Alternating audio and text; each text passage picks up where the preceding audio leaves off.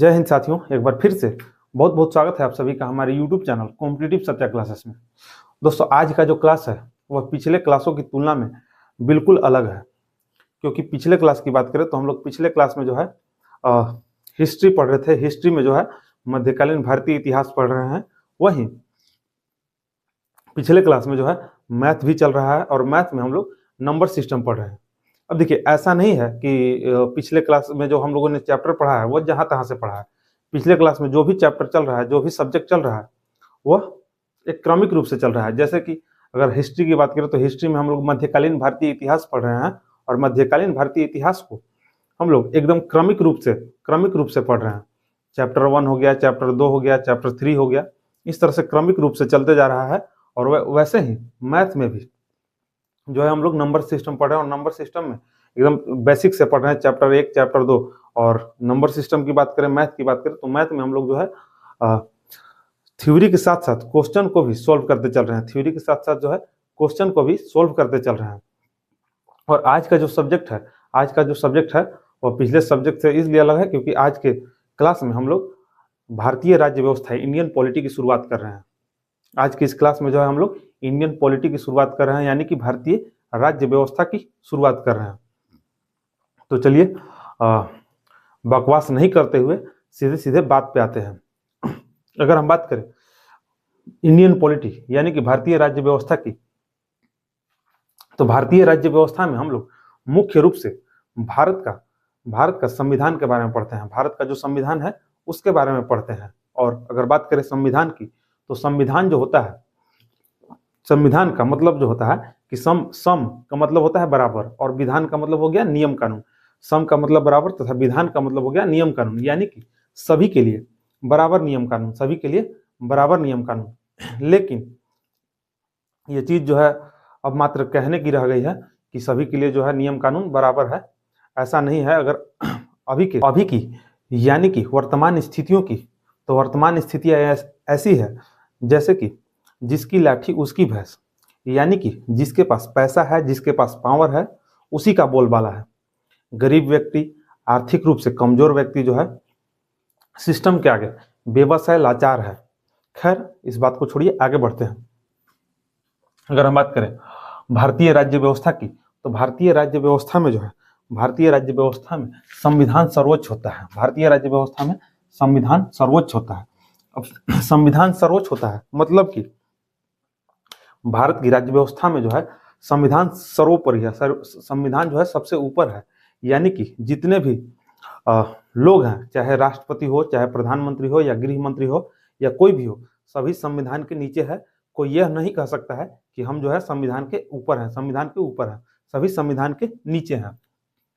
तो यही कि भारतीय राज्य व्यवस्था में जो है संविधान सर्वोच्च होता है, क्योंकि भारत ने संघीय शासन प्रणाली को अपनाया है। क्योंकि भारत ने जो है संघीय शासन प्रणाली को अपनाया है। अब देखिए, संघीय शासन प्रणाली क्या होता है?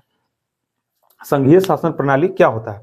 तो देखिए, संघीय शासन प्रणाली की बात करें तो वैसा देश जिसमें शक्तियों का विभाजन होता है, वैसा देश जिसमें शक्तियों का विभाजन होता है, संघीय शासन प्रणाली के अंतर्गत आता है। जैसे कि अगर हम बात करें भारत की, तो भारत जो है संघीय शासन प्रणाली है, क्योंकि भारत में जो है 2 स्तरों पर सरकार होती है, एक केंद्र सरकार और दूसरा राज्य सरकार। केंद्र सरकार के पास कुछ शक्तियां होती है और कुछ शक्तियां राज्य सरकार के पास होती है। दोनों सरकारें अपने अपने स्तर पर कुछ, केंद्र सरकार जो है अपने स्तर पर नियम कानून बनाती है, वहीं राज्य सरकार जो है अपने स्तर पर राज्य के लिए नियम कानून बनाती है। तो शक्तियों का विभाजन होता है। संघात्मक शासन प्रणाली में जो है शक्तियों का विभाजन होता है, जबकि एकात्मक शासन प्रणाली में ऐसा नहीं होता है। एकात्मक शासन प्रणाली में ऐसा नहीं होता है। जैसे ब्रिटेन की बात करें तो ब्रिटेन में जो है एकात्मक शासन प्रणाली है, यानी कि वहां सारी की सारी शक्तियां जो है, सारी की सारी शक्तियां केंद्र में निहित है, सारी की सारी शक्तियां सेंट्रल में निहित है। जबकि भारत में ऐसा नहीं है। तो संघीय शासन प्रणाली की बात करें तो देखिए, संघीय शासन प्रणाली होने के क्या क्या लक्षण है? संघीय शासन प्रणाली की बात करें तो संघीय शासन प्रणाली होने के क्या लक्षण है? देखिए, संघीय शासन प्रणाली वैसा देश हो सकता है जहां पे संविधान जो है सर्वोच्च होता है। संविधान जो है सर्वोच्च होता है, वहीं वहां पे उस देश में शक्तियों का जो विभाजन है वह दो स्तरों पे होना चाहिए, शक्तियों का जो है विभाजन होना चाहिए, जैसे कि भारत में है केंद्र सरकार तथा राज्य सरकार, केंद्र सरकार तथा राज्य सरकार। और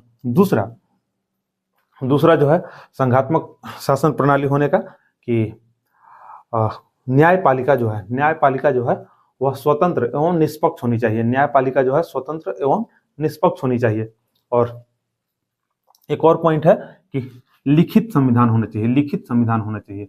अब देखिए, लिखित संविधान होना चाहिए। अगर हम बात करें संविधान की, तो संविधान जो है मुख्य रूप से दो तरह के संविधान होते हैं। संविधान जो है मुख्य रूप से दो प्रकार के होते हैं।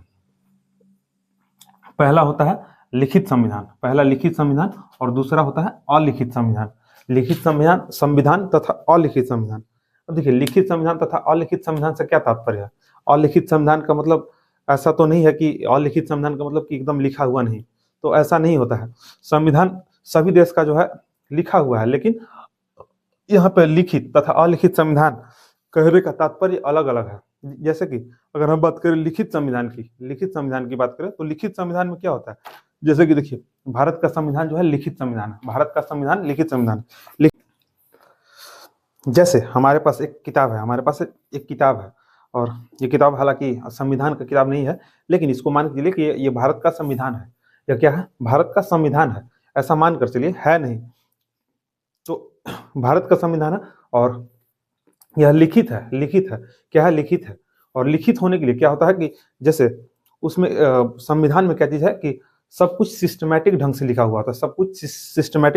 हुआ था, और एक दस्तावेज के रूप में होता है, जिसे कि संविधान सभा के द्वारा तैयार किया जाता है।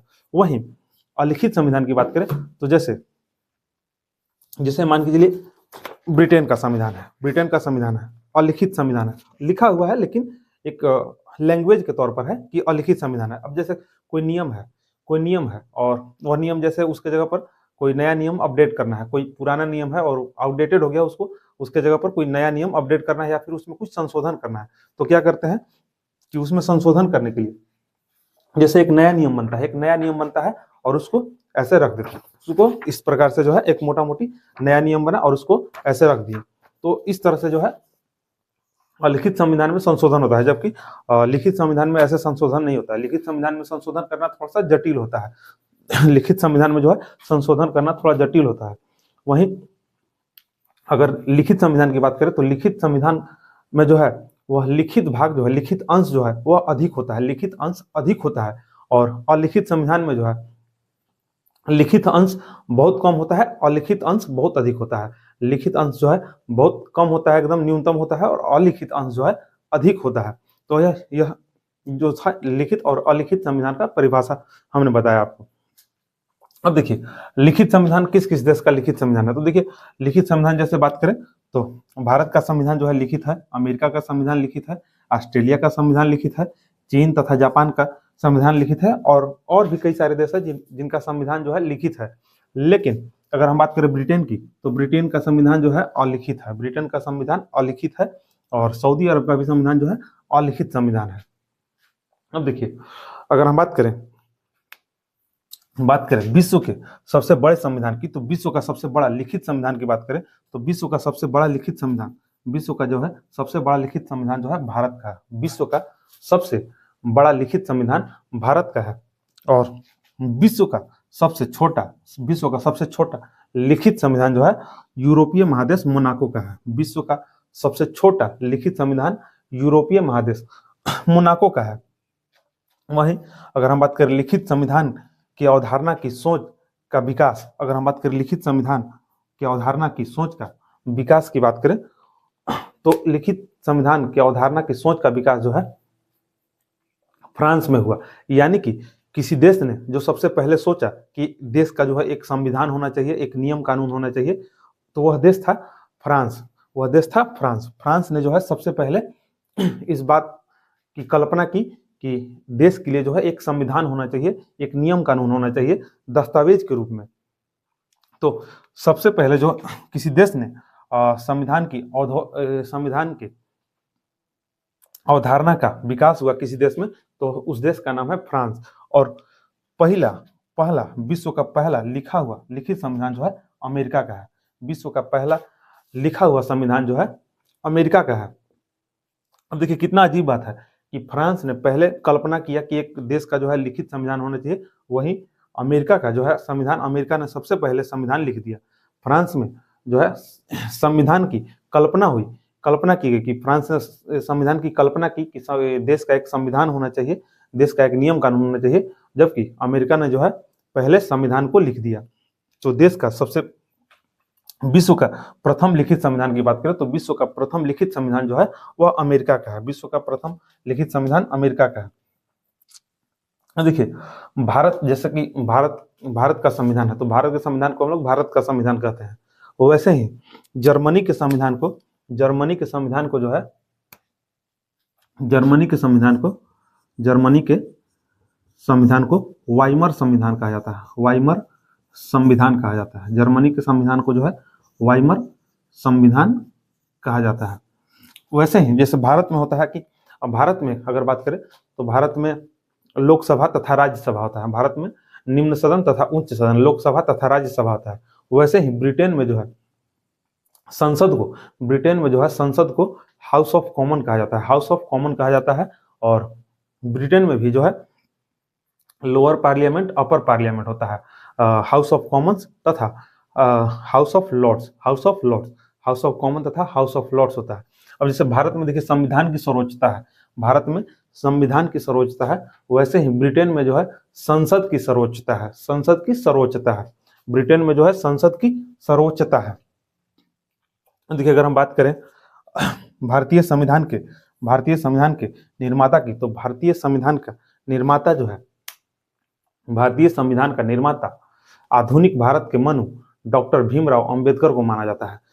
आधुनिक भारत के मनु डॉक्टर भीमराव अंबेडकर को माना जाता है। अगर हम बात करें डॉक्टर भीमराव अंबेडकर की, तो संविधान सभा में जो है डॉक्टर भीमराव अंबेडकर का चयन जो है बंगाल प्रेसिडेंसी से हुआ था। डॉक्टर भीमराव अंबेडकर का जो है चयन बंगाल प्रेसिडेंसी से हुआ था आजादी से पहले। लेकिन जब भारत का विभाजन हुआ तो जिस क्षेत्र से डॉक्टर भीमराव अंबेडकर का संविधान सभा के लिए चयन हुआ था, वह क्षेत्र जो है पाकिस्तान में चला गया। वह क्षेत्र जो है विभाजन के बाद पाकिस्तान में चला गया। यानी कि अभी की वर्तमान स्थिति, उस समय का जो पाकिस्तान पूर्वी पाकिस्तान होता था, उस समय का पाकिस्तान पूर्वी पाकिस्तान होता था, और अभी वर्तमान में उसे बांग्लादेश के नाम से जाना जाता है। वर्तमान में उसे जो है बांग्लादेश के नाम से जाना जाता है। तो डॉक्टर भीमराव अंबेडकर का जो चयन है वह बंगाल प्रेसिडेंसी से हुआ था, और भारत का जब विभाजन हुआ तो वह क्षेत्र जो है पाकिस्तान में चला गया। बाद में डॉक्टर राजेंद्र प्रसाद के प्रयासों से डॉक्टर भीमराव अंबेडकर का चयन जो है आजादी के बाद मुंबई प्रेसिडेंसी से हुआ। डॉक्टर भीमराव अंबेडकर का जो है चयन मुंबई प्रेसिडेंसी से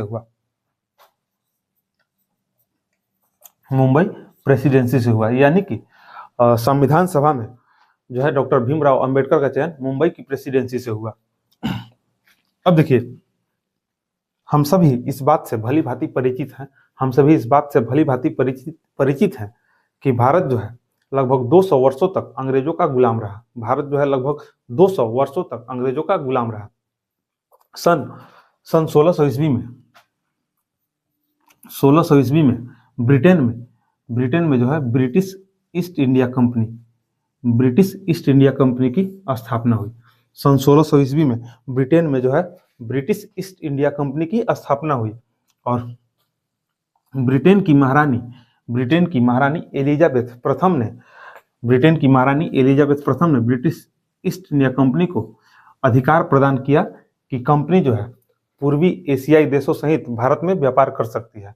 कंपनी जो है पूर्वी एशियाई देशों में भारत सहित व्यापार कर सकती है।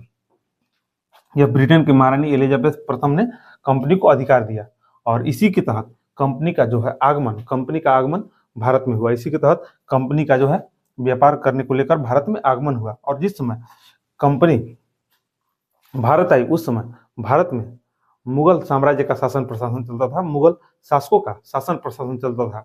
और मुगल शासक में जिस समय कंपनी का आगमन भारत में हुआ उस समय मुगल शासक अकबर, मुगल शासक जो है अकबर मुगल साम्राज्य का शासक हुआ करता था। और उसी समय जो है कंपनी भारत आई और कंपनी का व्यापार जो है जहांगीर के समय हुआ। कंपनी ने जहांगीर के समय व्यापार करना प्रारंभ किया। कंपनी जो है जहांगीर के समय व्यापार करना प्रारंभ किया। अब देखिए, अगर हम बात करें मुगल साम्राज्य की, तो मुगल साम्राज्य जो है 1526 से लेकर 1857 ईस्वी तक भारत में शासन किया। मुगल साम्राज्य जो है मुगल शासक जो हुए वह 1526 से लेकर 1857 ईस्वी तक भारत में शासन प्रशासन किए। लेकिन अगर हम बात करें मुगल शासकों की, तो मुगल शासक जो है प्रभावी ढंग से या फिर शक्तिशाली ढंग से उनका शासन जो है 1526 से लेकर 1707 ईस्वी तक ही रहा। 1526 से लेकर 1707 ईस्वी तक ही जो है मुगल शासक प्रभावी ढंग से भारत में शासन प्रशासन कर सके। 1707 ईस्वी में औरंगजेब की मृत्यु के बाद 1707 ईस्वी में औरंगजेब की मृत्यु के बाद जो है कोई भी मुगल शासक में शक्तिशाली या फिर कहें कि योग्य शासक नहीं हुआ। मुगल शासकों में औरंगजेब के मृत्यु के बाद कोई भी मुगल शासक जो है योग्य नहीं हुआ, कोई भी योग्य शासक नहीं हुआ, जिसका फायदा जो है अंग्रेजों ने उठाना शुरू किया, और अंग्रेजों ने भारत की राजनीति में हस्तक्षेप करना शुरू कर दिया। अंग्रेजों ने जो है भारत की राजनीति में हस्तक्षेप करना शुरू कर दिया और इसी की वजह से जो है कंपनी तथा जो भारत के शासक थे उनमें तनाव होना शुरू हो गया। उनमें क्या है कि विवाद होना शुरू हो गया। और 1757 ईस्वी में जो है 1757 ईस्वी में प्लासी का युद्ध हुआ, जिसमें कंपनी की तरफ से रॉबर्ट क्लाइव ने नेतृत्व किया।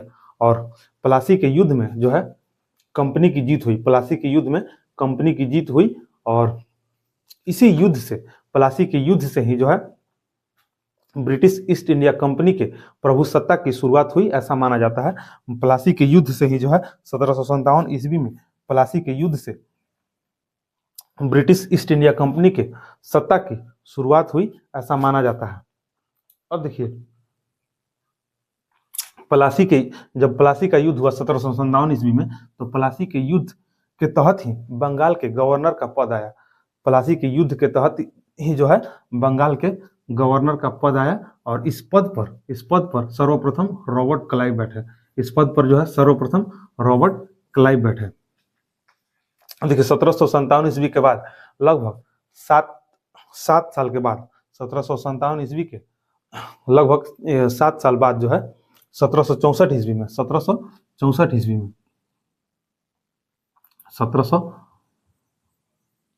ईस्वी में जो है बक्सर का युद्ध हुआ। 1764 ईस्वी में जो है बक्सर का युद्ध हुआ और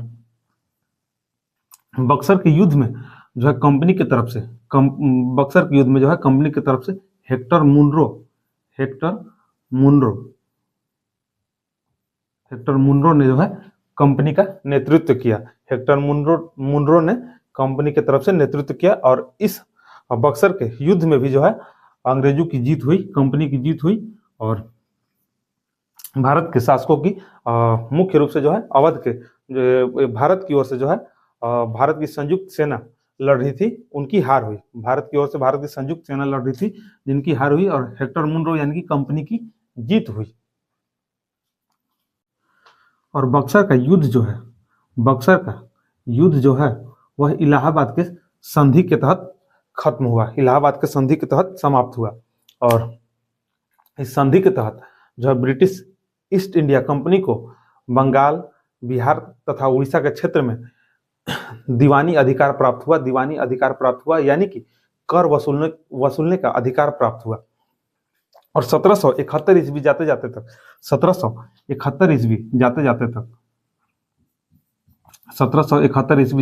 तक कंपनी जो है कर वसूलने के अलावा बंगाल के राजनीति बंगाल के राजनीति में शासन प्रशासन करना शुरू कर दिया। कंपनी जो है 1771 ईस्वी जाते जाते तक कर वसूलने के अलावा जो है बंगाल की राजनीति में शासन प्रशासन करना शुरू कर दिया, और 1771 ईस्वी के समाप्त होते होते तक 1771 ईस्वी के समाप्त होते होते तक जो है कंपनी पूर्णतः राजनीतिक कंपनी बन गई। 1771 ईस्वी के खत्म होते होते तक ब्रिटिश ईस्ट इंडिया कंपनी जो है पूर्णतः राजनीतिक कंपनी बन गई। पूर्णतः राजनीतिक कंपनी बन गई। अब देखिए, कंपनी जो है शुरुआत में व्यापार करने भारत में आई थी, और बाद में कंपनी जो है शासन प्रशासन करने लगी। भारत में जो है राजनीति करने लगी, शासन प्रशासन करने लगी। अब ब्रिटिश संसद को जैसे ही यह बात पता चली, कि कंपनी जो है अब भारत में व्यापार के अलावा शासन प्रशासन करने लगी, तो ब्रिटिश संसद ने एक एक्ट पारित किया। 1773 ईस्वी में, जिसे 1773 का रेगुलेटिंग एक्ट कहा जाता है। ब्रिटिश संसद ने ब्रिटिश ईस्ट इंडिया कंपनी पर नियंत्रण करने को लेकर एक एक्ट पारित किया, जिसे 1773 का रेगुलेटिंग एक्ट कहा जाता है। 1773 का रेगुलेटिंग एक्ट कहा जाता है। यूं तो इस एक्ट में बहुत सारी बातें हैं, इस एक्ट के तहत जो है बहुत सारी बातें हैं, उन सभी बातों की चर्चा विस्तार पूर्वक चर्चा करेंगे। लेकिन फिलहाल जो है यहाँ बेसिक तरह से समझते हैं, आगे इस एक्ट के बारे में विस्तार पूर्वक चर्चा करेंगे। अब देखिए, 1773 का रेगुलेटिंग एक्ट जो है वह ब्रिटिश ईस्ट इंडिया कंपनी पर जो है नियंत्रण यानी कि काबू करने को लेकर लाया गया था। 1773 का रेगुलेटिंग एक्ट जो है वह ब्रिटिश ईस्ट इंडिया कंपनी पर जो है नियंत्रण करने को लाया गया था, और 1773 के रेगुलेटिंग एक्ट के तहत ही बंगाल के गवर्नर के कार्य अधिकार शक्ति में इजाफा कर दिया गया। बंगाल के गवर्नर के कार्य अधिकार शक्ति में जो है इजाफा कर दिया गया, तथा बंगाल के जो गवर्नर का पद था उसका नाम बदलकर बंगाल का गवर्नर जनरल किया गया। 1773 के रेगुलेटिंग एक्ट के तहत ही बंगाल के जो गवर्नर थे उसके कार्य अधिकार शक्ति में इजाफा कर दिया गया, और बंगाल के गवर्नर का जो पद था उसका नाम बदलकर बंगाल का गवर्नर जनरल किया गया।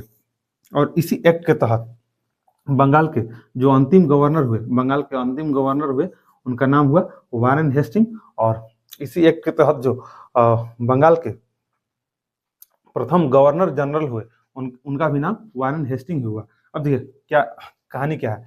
जिस समय 1773 का रेगुलेटिंग एक्ट आया, और उस समय जो है बंगाल के गवर्नर हुआ करते थे वारेन हेस्टिंग, और इन्हीं के समय यह एक्ट आया और इस पद को समाप्त किया गया। यानी कि जिस समय यह एक्ट आया था उस समय यही वारेन हेस्टिंग जो है यही बंगाल के गवर्नर थे, और इन्हीं के समय इस पद को समाप्त किया गया, बंगाल के गवर्नर पद को समाप्त किया गया। यानी कि ये वारेन हेस्टिंग जो है वह अंतिम बंगाल के गवर्नर हुए, और इन्हीं के समय नए पद का सृजन हुआ जिसका नाम हुआ बंगाल का गवर्नर जनरल। तो पहला गवर्नर जनरल वारेन हेस्टिंग ही हुए। तो जो 1773 का रेगुलेटिंग एक्ट है, इसी एक्ट के तहत जो है बंगाल के अंतिम गवर्नर वारेन हेस्टिंग हुए, तथा प्रथम गवर्नर जनरल भी वारेन हेस्टिंग ही हुए। अब देखिए 1773 के बाद एक एक्ट और आया जिसका नाम है 1833 का चार्टर्ड एक्ट। 1833 का चार्टर्ड एक्ट, और 1833 के चार्टर्ड एक्ट में जो है बंगाल के गवर्नर जनरल का पदनाम बदल दिया गया। बंगाल के गवर्नर जनरल का नाम बदलकर जो है भारत का गवर्नर जनरल किया गया। 1833 के चार्टर्ड एक्ट के तहत ही बंगाल के गवर्नर जनरल का पदनाम बदलकर भारत का गवर्नर जनरल किया गया। और बंगाल के इस एक्ट के तहत जो है इसी एक्ट के तहत बंगाल के जो अंतिम गवर्नर जनरल हुए और उनका नाम था लॉर्ड विलियम बेंटिक। और जो पहला भारत के प्रथम गवर्नर जनरल हुए उनका भी नाम लॉर्ड विलियम बेंटिक हुआ।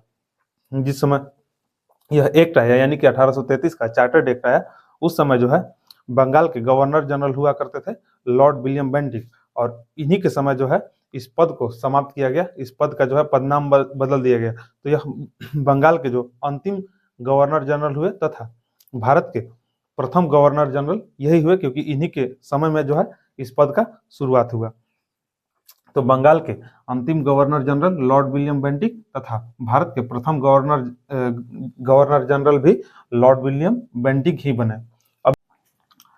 अब इसके बाद देखिए 1858 ईस्वी में एक और नियम आया। 1858 ईस्वी में एक और नियम आया जिसको 1858 का भारत शासन अधिनियम कहते हैं, जिसे 1858 का भारत शासन अधिनियम कहते हैं। और इसी अधिनियम के तहत जो है भारत के गवर्नर जनरल का पद नाम बदल दिया गया। 1858 के भारत शासन अधिनियम के तहत ही जो है भारत के गवर्नर जनरल का जो है नाम बदल दिया गया और उसको भारत का गवर्नर जनरल का नाम बदलकर भारत का वायसराय किया गया। 1858 के भारत शासन अधिनियम के तहत ही जो है भारत के गवर्नर जनरल का पदनाम बदलकर भारत का वायसराय कर दिया गया। और इसी अधिनियम के तहत जो है भारत के अंतिम गवर्नर जनरल तथा भारत का प्रथम वायसराय जो है लॉर्ड कैनिंग बने। भारत के अंतिम गवर्नर जनरल लॉर्ड कैनिंग तथा भारत के प्रथम वायसराय लॉर्ड कैनिंग बने। भारत के जो है अंतिम गवर्नर जनरल भी लॉर्ड कैनिंग तथा प्रथम वायसराय भी लॉर्ड कैनिंग ही बने। अब देखिए 1858 के बाद 1947 में एक और अधिनियम आया। 1858 के बाद 1947 में एक और अधिनियम आया जिसे भारतीय स्वतंत्रता अधिनियम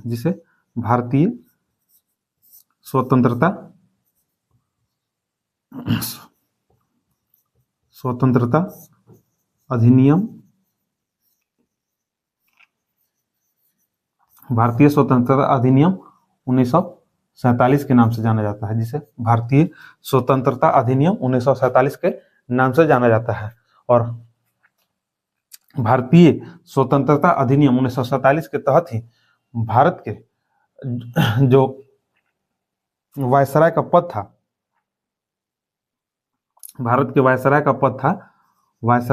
था, उसे समाप्त किया गया। भारत जो वायसराय का पद था उसे समाप्त किया गया और इसके जगह पर स्वतंत्र भारत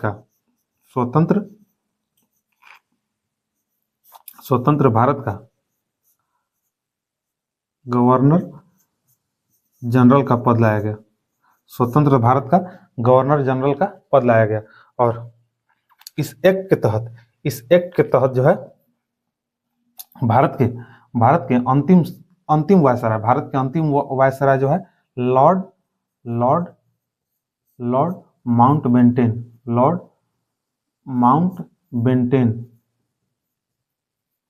माउंटबेटन हुए भारत के अंतिम वायसराय तथा स्वतंत्र भारत के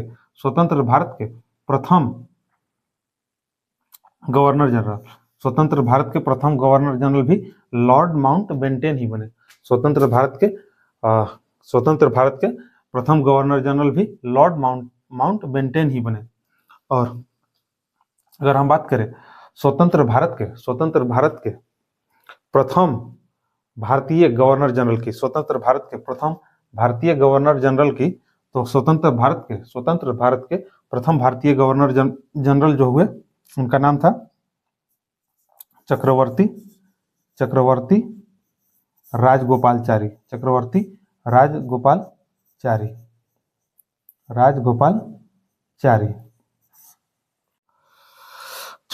राजगोपालचारी जो है वह स्वतंत्र भारत के प्रथम भारतीय गवर्नर जनरल हुए।